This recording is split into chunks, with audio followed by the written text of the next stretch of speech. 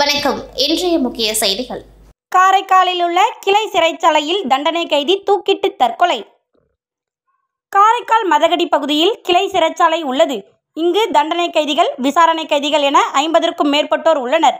இங்கு புதுச்சேரியில் காதலியை எரித்து கொன்ற வழக்கில் தண்டனை பெற்ற பிரதீஷ் அங்கு சிறையில் பிரச்சனை செய்த காரணமாக காரைக்கால் சிறைச்சாலைக்கு மாற்றப்பட்டார். இவருடன் இருந்த காரைக்கால் நிரவி பகுதியில் போக்சோ வழக்கில் தண்டனை பெற்ற ஆறுமுகத்துடன் சமையல் கட்டில் பிரச்சனை ஏற்பட்டு மோதலானது. இதனால் சமையலறையில் பால் காய்ச்சும் போது காய்கறி வெட்டும் கத்தியை வைத்து பிரதீஷ் ஆறுமுகத்தை பலமாக தாக்கி வெட்டினார். இதில் ஆறுமுகம் தலை, கைகள் மற்றும் கால்களில் பலத்த காயமடைந்து இரத்த காயங்களுடன் சிறை வளாகத்தில் மயங்கி விழுந்தார். உடனடியாக பணியில் இருந்த காவலர்கள் காயமடைந்த ஆறுமுகத்தை மீட்டு காரைக்கால் அரசு பொது மருத்துவமனையில் தீவிர சிகிச்சைக்காக அனுமதித்தனர். மேலும் தாக்குதல் நடத்திய புதுச்சேரியை சார்ந்த பிரதீஷ் மீது காரைக்கால் நகர காவல் நிலைய போலீசார் வழக்கு பதிவு செய்து விசாரணை நடத்தி வருகின்றனர். இந்த நிலையில் நேற்றிரவு பிரதீஷ் தூக்கிட்டு தற்கொலை செய்து கொண்டார். இதனையடுத்து காரைக்கால் நகர காவல் நிலைய போலீசார் பிரதீஷ் உடலை கைப்பற்றி பிரேத பரிசோதனைக்கு அரசு மருத்துவமனைக்கு அனுப்பி வைத்தனர். மேலும் இந்த சம்பவம் குறித்து போலீசார் வழக்கு பதிவு செய்து விசாரணை நடத்தி வருகின்றனர். தன்னுடைய கைலியை கிழித்து தூக்கு கயிறாக மாற்றி அவர் தற்கொலை செய்து கொண்டதாக முதல்கட்ட விசாரணை தெரிய வந்துள்ளது. காரைக்காலில் சிறைச்சாலையில் கைதிகள் ஒருவருக்கொருவர் தாக்கிக் கொண்டு அதில் வழக்கு பதிவு செய்யப்பட்ட நபர் தூக்கிட்டு தற்கொலை செய்து கொண்ட சம்பவத்தால் கைதிகளுக்கிடையே பெரும் அச்சத்தையும் பரபரப்பையும் ஏற்படுத்தியுள்ளது. புதுச்சேரியில் நடைபெற்ற தேசிய மக்கள் நீதிமன்றத்தில் 1060 வழக்குகள் முடிக்கப்பட்டு ரூபாய் 7.43 கோடிக்கு தீர்வு காணப்பட்டுள்ளது. புதுச்சேரியில் சட்டப்பணிகள் ஆணைக்குழு சார்பில் தேசிய மக்கள் நீதிமன்றம் நடைபெற்றது. இதை சட்டப்பணிகள் ஆணைய செயலரும் மாவட்ட நீதிபதியுமான ஜி.டி. அம்பிகா புதுச்சேரி ஒருங்கிணைந்த நீதிமன்ற வளாகத்தில் தொடங்கி வைத்தார். புதுச்சேரியில் 9 அமர்வுகள், காரைக்காலில் 4 அமர்வுகள் என புதுவை மாநிலத்தில் மொத்தம் 16 அமர்வுகளில் வழக்குகள் விசாரிக்கப்பட்டன. நீதிமன்றங்களில் நிலுவையில் உள்ள வழக்குகள் மற்றும் நேரடி என சுமார் 6541 வழக்குகள் விசாரணைக்கு எடுத்துக் கொள்ளப்பட்டன. இவற்றில் 1060 வழக்குகள் முடித்து வைக்கப்பட்டு ரூபாய் 7.43 கோடிக்கு தீர்வு காணப்பட்டது. இதன் மூலம் நீதிமன்றங்களில் நிலுவையில் உள்ள 927 வழக்குகள் முடித்து வைக்கப்பட்டன. புதுச்சேரியில் ஊர்காவல் படை வீரர் பணிக்கான எழுத்துத் தேர்வு ஜூன் 30 நடைபெறும் என காவல்துறை தலைமையகம் அறிவித்துள்ளது. புதுச்சேரியில் 280 ஆண்கள், 80 பெண்கள் உள்பட 500 ஊர்காவல் படையினரை தேர்வு செய்வதற்கான உடல் தகுதி தேர்வு கடந்த பிப்ரவரியில் கோரிமேடு காவலர் பயிற்சி பள்ளி மைதானத்தில் நடைபெற்றது. இதில் 1000க்கும் மேற்பட்டோர் பங்கேற்ற நிலையில் ஆண்களில் 3029 பேரும், பெண்களில் 1195 பேரும், மொத்தமாக 4224 பேர் தேர்வு செய்யப்பட்டனர். இவர்களுக்கான எழுத்துத் தேர்வு வரும் 16ஆம் தேதியில் நடத்த ஏற்பாடுகள் செய்யப்பட்டு வந்தன. ஆனால் அன்றைய தினம் மத்திய பணியாளர் தேர்வாணையம் மூலம் குடிமை பணிக்கான முதன்மை தேர்வானது புதுச்சேரியில் நடைபெற உள்ளதாக அறிவிக்கப்பட்டுள்ளது. எனவே ஊர்காவல் படை வீரர் பணிக்கான எழுத்துத் தேர்வு ஜூன் 30 நடைபெறும் என அறிவிக்கப்பட்டுள்ளது. அன்று புதுச்சேரியில் மட்டும் 3 மையங்களில் தேர்வை நடத்துவதற்கு நடவடிக்கை எடுக்கப்பட்டுள்ளதாக அதிகாரிகள் தெரிவித்திருந்தனர். சென்னை அப்பல்லோ மருத்துவமனை சிறப்பு நிபுணர்கள் புதுச்சேரியில் ஆலோசனை வழங்கினார். சென்னை அப்பல்லோ மருத்துவமனை சிறப்பு நரம்பியல் சிகிச்சை நிபுணர் ஸ்ரீகாந்த் சீனிவாசன், மூப்பியல் மருத்துவத்துறை டாக்டர் பிரியங்கா ராணா பத்கிரி ஆகியோர் இன்று காலை 10:30 மணி முதல் மதியம் 1:30 மணி வரை புதுச்சேரி எல்லைப்பிள்ளைச்சாவடி 100 அடி சாலையில் ND மகால் எதிரில் உள்ள அப்பல்லோ மருத்துவமனை தகவல் மையத்தில் ஆலோசனை வழங்கினார்கள். நரம்பியல் சிகிச்சை நிபுணர் ஸ்ரீகாந்த் சீனிவாசன் தலைவலி, மூளைத்தாக்கம், மயக்கம், தூக்கம் கலைதல், கிறுகிறுப்பு, தலைச்சுற்றல், மறதி பிரச்சனை, மயக்க நிலை, நடப்பதில் தடுமாற்றம் அல்லது சிரமம், நடுக்குவாதம், சுய உணர்வு இழத்தல், கழுத்துவலி, சிறுநடுக்கம், கீழ் முதுகுவலி, கை கால்களில் எரிவது அல்லது குத்துவது போன்ற பிரச்சனைகளுக்கு ஆலோசனை வழங்கப்பட்டது. டாக்டர் ராணா பிரியங்கா பத்கிரியிடம் எலும்பு மெலிதல், எலும்புகள் மென்மையாதல் அல்லது பலவீனமாதல், வீழ்தல் மற்றும் மயக்க நிலை, தலைச்சுற்றல், நினைவாற்றல் குறைதல், குழப்பம், முதுமையில் ஏற்படும் மறதி, தடுமாற்றம், உணவு முறை ஆலோசனை, நோய் தொற்றுகளை தடுப்பதற்கான தடுப்பூசி, உடல் இயக்க பயிற்சி, சமநிலை பிரச்சனைகள், தடுமாற்றம் போன்ற பிரச்சனைகளுக்கு ஆலோசனை வழங்கப்பட்டது. இதில் 100க்கும் மேற்பட்டோர் கலந்து கொண்டு ஆலோசனை பெற்றனர். இடைவெளிக்கு பிறகு செய்திகள் மீண்டும் தொடரும். புதுவையில் தொடர்ந்து 12 முறை சிறந்த கோச்சிங் சென்டருக்கான விருதை பெற்ற ஒரே கோச்சிங் சென்டர் நமது ஸ்ரீ விவேகானந்தர் கோச்சிங் சென்டர். அன்பு மாணவ மாணவிகளை ஒரு நிமிடம் கவனியுங்கள். நமது Shri Vivekanandar tutorial and coaching centre school for privates, fully air conditioned with smart classrooms.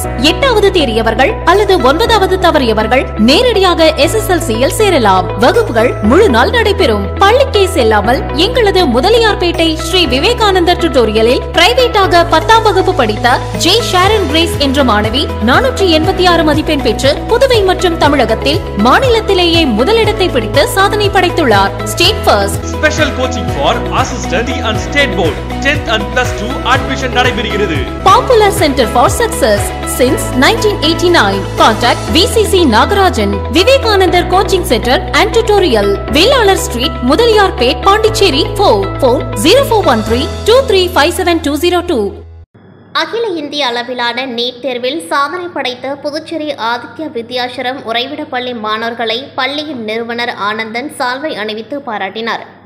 அகில இந்திய அளவில் கடந்த மே 5ஆம் தேதி நடந்த நீட் தேர்வில் பங்கேற்ற புதுச்சேரி ஆதித்யா வித்யாசரம் உறைவிட பள்ளி மாணவர் கிருஷ்ணவ் 720க்கு 690 மதிப்பெண் பெற்று பள்ளியில் முதலிடம் பிடித்தார். நீதர்ஷனா 687, பிரதீப் சக்கரவர்த்தி 686 மதிப்பெண் பெற்றனர்.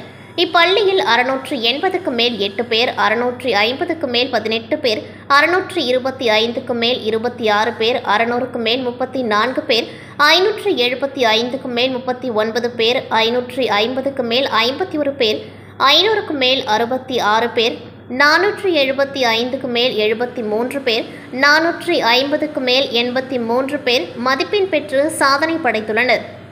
தேர்ச்சி பெற்ற மாணவர்களை ஆதித்யா பள்ளி நிறுவனர் ஆனந்தன், தாளாளர் அசோக் ஆனந்த், ஸ்ரீ வித்ய நாராயணா அறக்கட்டளை டிரஸ்டி அனுதா பூனமல்லி ஆகியோர் பாராட்டி கௌரவித்தனர்.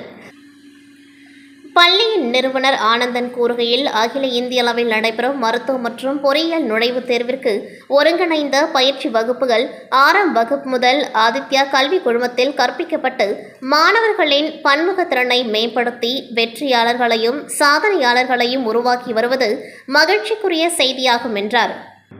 புதுச்சேரி காலாப்பட்டு மத்திய சிறையில் 350க்கும் மேற்பட்ட தண்டனை மற்றும் விசாரணை சிறைவாசிகள் உள்ளனர். சிறையில் விவசாயம், பேக்கரி, நூல் தறி, ஊதுவத்தி, மெழுகுவர்த்தி, கலை ஆபரண பொருட்கள் தயாரிப்பு போன்ற பல்வேறு தொழிற்பயிற்சிகள் அளிக்கப்பட்டு வருகின்றது.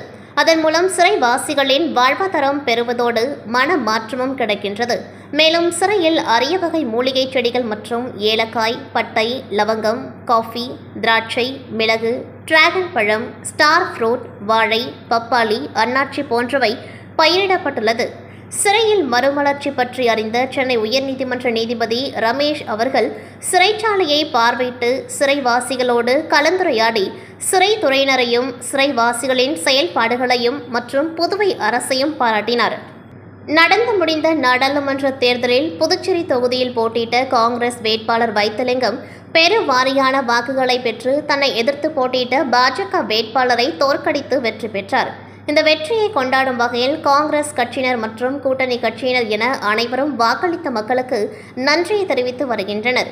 இதன் ஒரு பகுதியாக ராஜ்பவன் தொகுதிக்குட்பட்ட பகுதிகளில் ராஜ்பவன் தொகுதியில் முன்னாள் அமைச்சர் கண்ணனின் மகன் விக்னேஷ் கண்ணன் தலைமையில் அவரது ஆதரவாளர்கள் ராஜ்பவன் தொகுதிக்குட்பட்ட சின்னையாபுரம் சந்திப்பில் அவரது ஆதரவாளர்கள் பட்டாசு வெடித்து இனிப்புகள் வழங்கி கொண்டாடினார்கள். தொடர்ந்து விக்னேஷ் கண்ணன் தலைமையில் வீடு வீடாக சென்று இனிப்புகளை வழங்கி வைத்திலிங்கத்தை பெருவாரியான வாக்குகளை அளித்து வெற்றி பெற வைத்ததற்கு நன்றி தெரிவித்தனர். மேலும் தொகுதி முழுவதும் இனிப்பு பெட்டகம் வழங்கப்படுவது குறிப்பிடத்தக்கது. இந்த நிகழ்ச்சியில் ராஜ்பவன் தொகுதியைச் சேர்ந்த ஏராளமான நிர்வாகிகள் மற்றும் தொண்டர்கள் உடன் இருந்தனர்.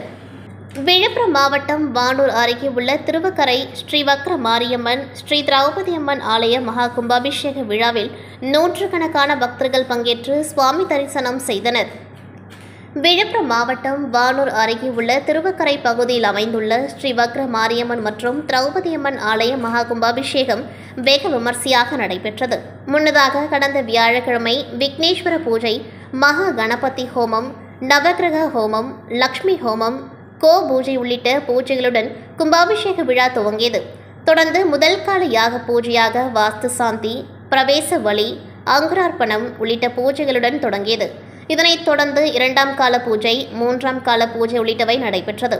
இதன் முக்கிய நிகழ்வான இன்று காலை 4ஆம் கால யாக பூஜை, நாடி சந்தானம், யாத்ரா தானம், மகா பூர்ணாகுதியை தொடர்ந்து கலசம் புறப்பட்டு ஸ்ரீ வக்ரகாளியம்மன் மற்றும் திரௌபதி அம்மன் மற்றும் பரிவார மூர்த்திகளுக்கு ஆச்சாரிய பெருமக்கள் வேத மந்திரங்கள் முழங்க புனித கலச நீர் ஊற்றப்பட்டது. இதில் சுற்றுவட்டார பகுதியைச் சேர்ந்த நூற்றுக்கணக்கான பொதுமக்கள் கலந்து கொண்டு சுவாமி தரிசனம் செய்தனர். விழாவிற்கான ஏற்பாட்டினை திருவக்கரை கிராம மக்கள் செய்திருந்தனர். புதுச்சேரி உப்பளம் தொகுதிக்குட்பட்ட வானரப்பேட்டை எல்லையம்மன் கோவில் தோப்பில் குடித்தண்ணீர் களங்கமாக வருவதாக இந்தியா கூட்டணி திமுக உப்பளம் தொகுதி சட்டமன்ற உறுப்பினர் அனிபால் கென்னடி அவர்கள் வாக்கு சேகரிப்பின் பொழுது அப்பகுதி மக்கள் கோரிக்கை வைத்தனர். தேர்தல் நடத்தை விதிகள் முடிந்த பிறகு இதனை சரி செய்யப்படும் என்று சட்டமன்ற உறுப்பினர் அனிபால் கென்னடி அவர்கள் கோரிக்கையேற்று உறுதியளித்தார். அதனைத் தொடர்ந்து இன்று பொதுப்பணித்துறை இளநிலை பொறியாளர் வெங்கடேஷ் அவர்களை நேரில் சென்று சந்தித்து இதுகுறித்து மனு அளித்தார். அங்கு புது பைப்லைன் அமைத்து 300 வீடுகளுக்கும் குடிக்க தண்ணீர் கிடைத்திட ஏற்பாடுகள் செய்ய வேண்டும் என்று மனுவில் குறிப்பிட்டார். பொதுமக்கள் குடிக்கும் தண்ணீர் தூய்மையாக கிடைத்திட வேண்டும் என்றும் துரிதமாக பணிகளை முடிக்க வேண்டும் என்றும் அதிகாரிகளிடம் சட்டமன்ற உறுப்பினர் அனிபால் கென்னடி கோரிக்கை வைத்தார். அவரின் கோரிக்கையினை ஏற்று உடனடியாக செய்து தருவதாக அதிகாரிகள் உறுதியளித்தனர். அவருடன் உப்பளம் திமுக துணை செயலாளர் ராஜ் என்கின்ற ஆரோக்கியராஜ், எல்லையம்மன் கோவில் கிளை செயலாளர் சந்துரு என்கின்ற சந்திரன், ரகுமான் மோரிஸ் ஆகியோர் உடன் இருந்தனர். இத்துடன் செய்திகள் நிறைவடைகின்றது. நன்றி, வணக்கம்.